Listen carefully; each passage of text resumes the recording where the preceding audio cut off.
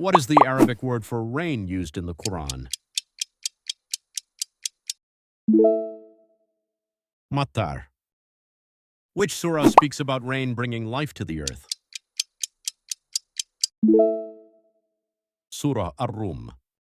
What does the Quran describe rain as? A mercy and blessing. Subscribe for more exciting quizzes. Test your knowledge and challenge your mind. Like, share, and stay tuned.